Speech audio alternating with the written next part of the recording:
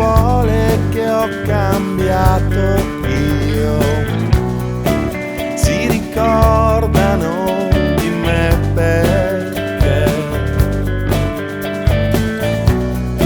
sono l'unico che non ha mai parlato. Me ne stavo ad osservare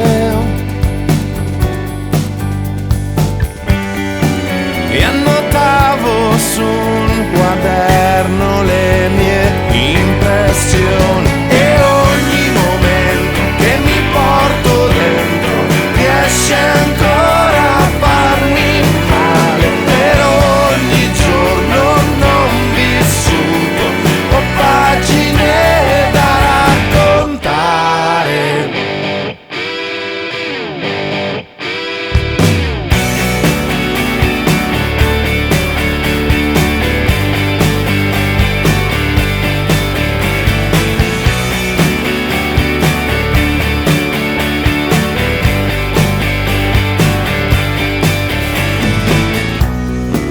Non si parla mai di me,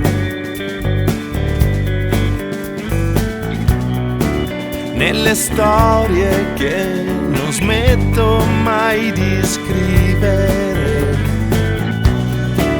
Quello che succede intorno a me